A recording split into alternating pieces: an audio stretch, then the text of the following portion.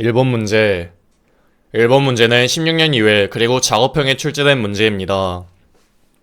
산업안전보건법상 건물 등의 해체 작업에 대한 작업계획서 내용 3가지를 쓰시오. 단. 그 밖의 안전, 보건에 관련된 사항은 제외하시오.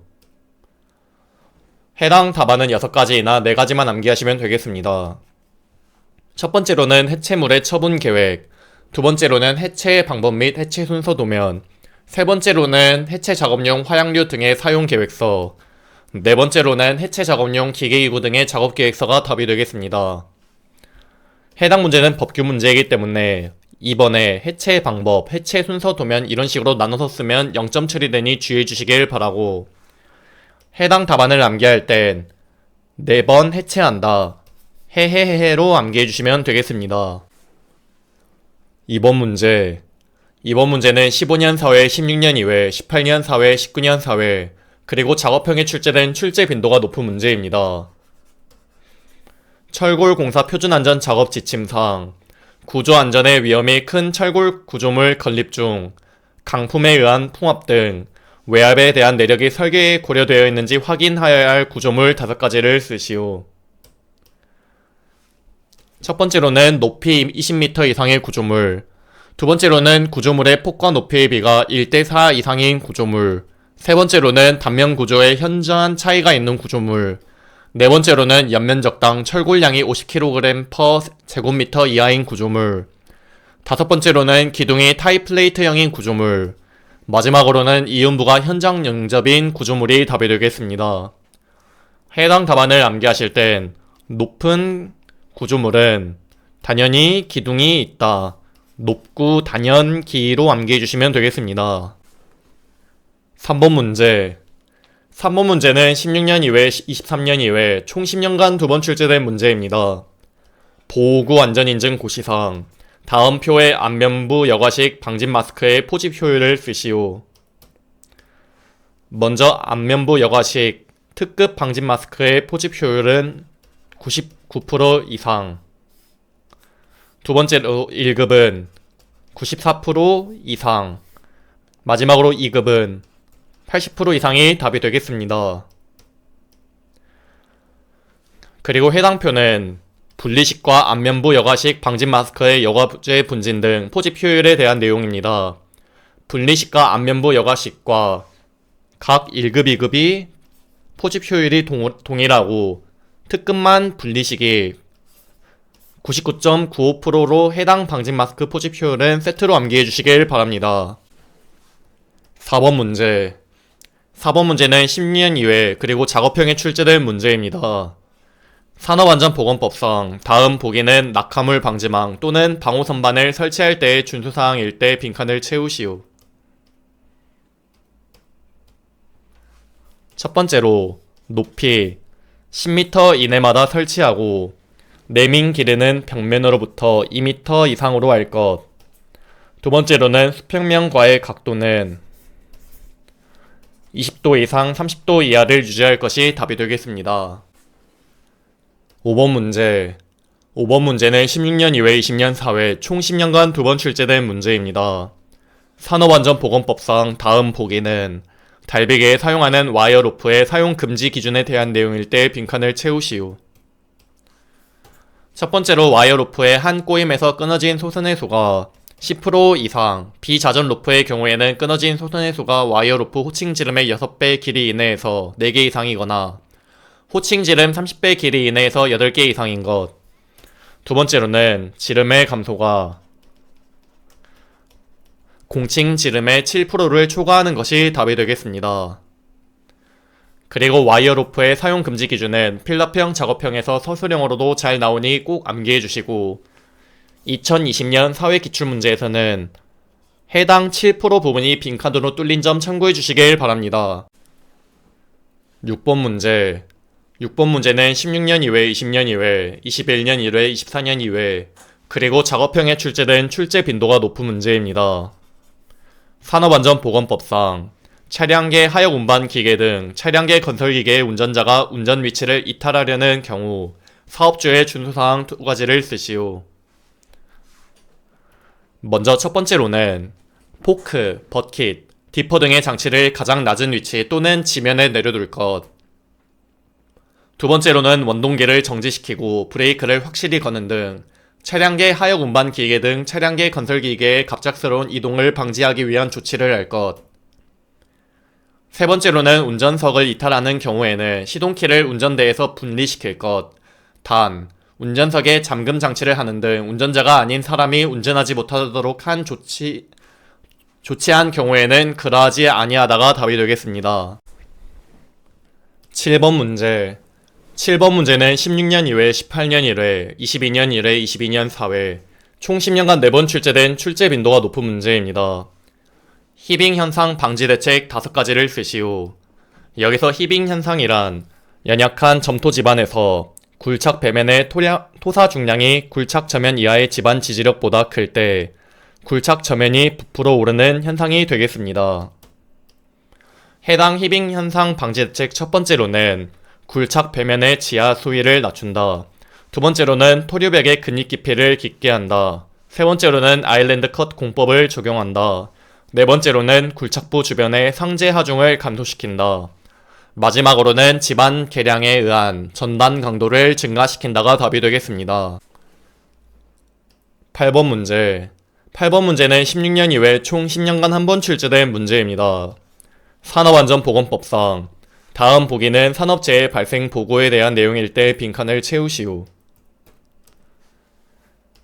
사업주는 산업재해로 사망자가 발생하거나 3일 이상의 휴업이 필요한 부상을 입거나 질병에 걸린 사람이 발생한 경우에는 해당 산업재해가 발생한 날부터 1개월 이내에 산업재해 조사표를 작성하여 관할 지방고용노동관서의 장에게 제출, 전자문서로 제출하는 것을 포함한다를 해야 한다가 답이 되겠습니다.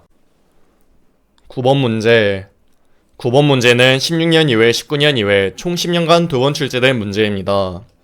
산업안전보건법상 사업주는 구축물 등에 대하여 안전진단 등의 안전성 평가를 실시하여 근로자에게 미칠 위험성을 미리 제거해야 하는 경우 3가지를 쓰시오. 단, 그 밖에 잠재 위험이 예상될 경우는 제외하시오. 해당 답안은 6가지나 3가지만 암기하시면 되겠습니다.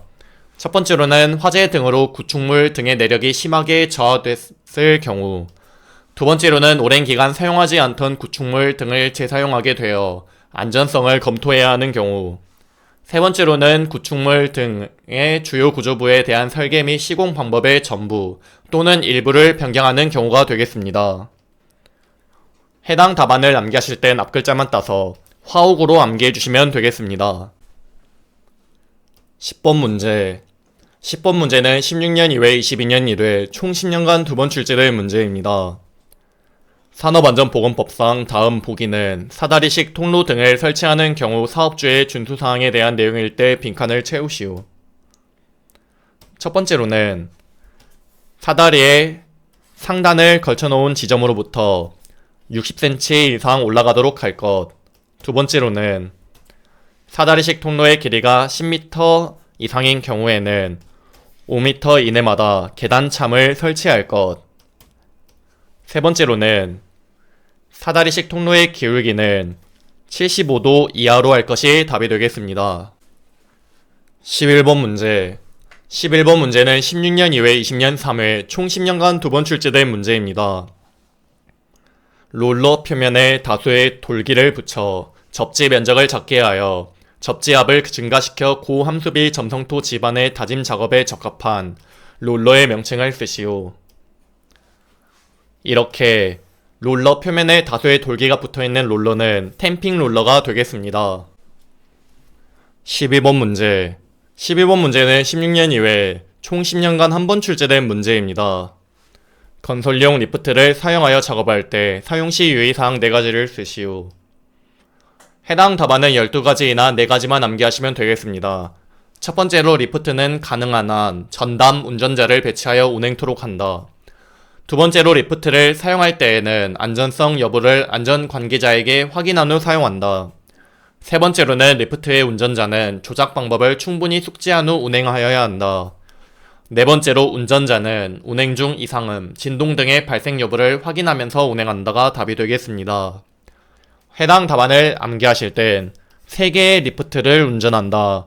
리리리 운으로 암기해 주시면 되겠습니다. 13번 문제. 13번 문제는 15년 이외, 16년 이외, 21년 이외 총 10년간 3번 출제된 출제 빈도가 높은 문제입니다.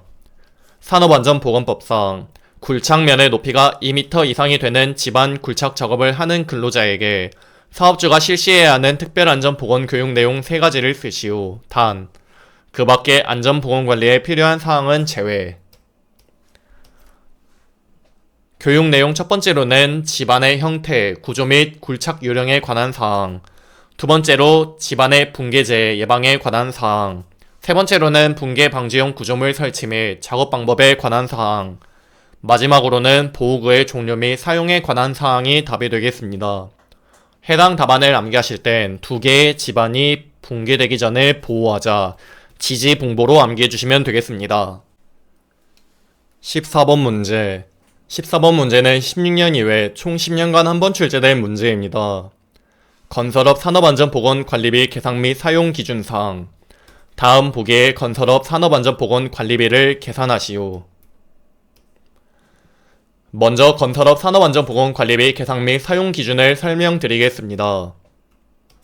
발주자가 도급계약 체결을 위한 원가 계산에 의한 예정 가격을 작성하거나 자기 공사자가 건설 공사의 사업 계획을 수립할 때에는 다음 각 호에 따라 산정한 금액 이상의 산업안전보건관리비를 계상하여야 한다. 첫 번째 호는 대상액이 5억 원 미만 또는 50억 원 이상인 경우 대상액의 아래 표에서 정한 비율을 곱한 금액. 두 번째는 대상액이 5억 원 이상 50억 원 미만인 경우 해당 문제처럼 재료비 더하기 노무비 2.5억 더하기 3.5억 더하기 2억 하면 8억이 되는 조건. 이럴 때는 대상액에 아래표에서 정한 비율을 곱한 금액의 기초액을 합한 금액이 되겠습니다.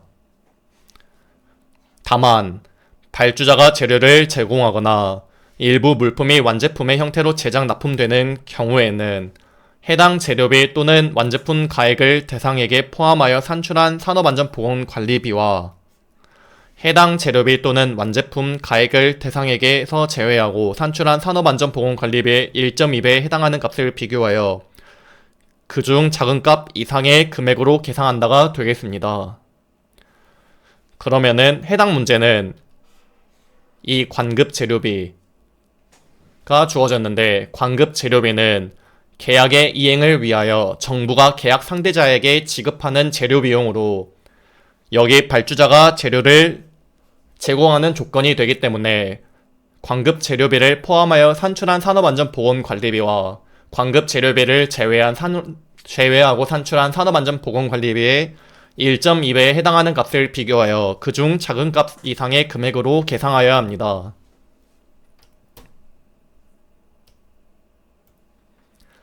그러면 관급 재료비를 포함한 산업안전보건관리비의 공식은 이렇게 되고 관급 재료비, 사급 재료비, 직접 노무비 각각 3.5억, 2.5억, 2억을 대입하고 조건에 건축공사가 있고 대상액은 합쳐서 8억이므로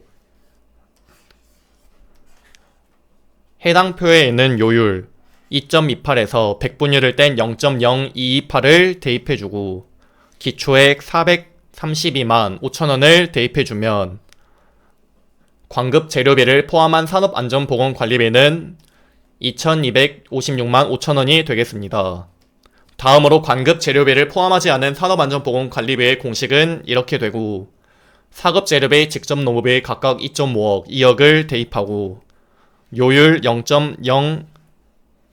0.0228을 대입, 기초액 432만 5천원을 대입해주면 관급 재료비를 포함하지 않은 산업안전보건관리비는 1750만 2천원이 되겠습니다.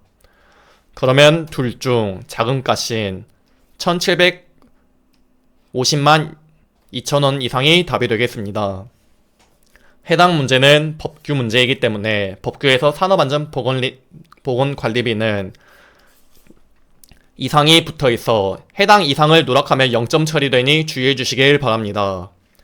이것으로 2016년 2회 건설안전기사 실기기출문제 풀이 강의를 마치겠습니다. 감사합니다.